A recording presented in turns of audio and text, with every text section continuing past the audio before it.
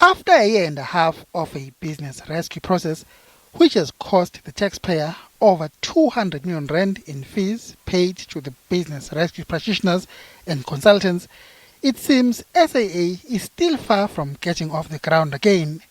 The business rescue practitioners told Parliament 2 weeks ago that they had successfully saved the airline from bankruptcy and it was now solvent and liquid. But they won't say when it will take to the skies again, and neither will the Interim Board. Trade Union NUMSA is crying foul. We want SCOPA to investigate the business rescue process, to investigate whether the 200 million that has been spent thus far was money well worth it. In our view, it was not, because 200 million rand has been spent, but workers are suffering. They've not been paid, yet the business rescue practitioners have earned their millions. So for us, we find this utterly disgraceful that at the end of this process, SAA is still being mismanaged. I mean, the fact that there are no financial statements is evidence of this perpetual mismanagement which continues to bedevil the airline even as it is being restructured. Meanwhile, SAA subsidiaries, SAA Technical and HFs are struggling to pay salaries.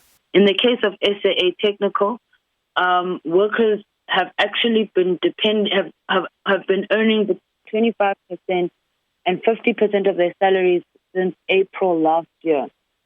The last time they earned a full salary was in March. And then when the lockdown came into effect, after SAA was placed under business rescue, they earned between 25% and 50%.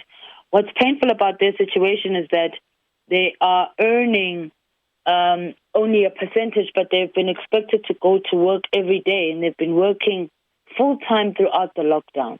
On the other hand, workers at airships have not been operating, and even now they're still not operating because food is not allowed to be sold on planes. And airships is an airline catering company. Workers there have only earned and have been depending on the temporary employee relief scheme from the UIF. The last time they received that was in October last year.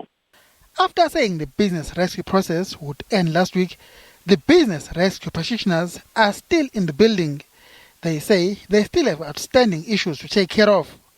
Meanwhile, the airline industry is still struggling to recover from the devastating impact of COVID-19 travel restrictions. Less than half of international airlines that operated in and out of the country before the outbreak of the pandemic still remain, and many of them are running limited flights which exclude South African passengers because of COVID restrictions placed on South Africans abroad. Mbongeni Muchwa, SABC News, Johannesburg.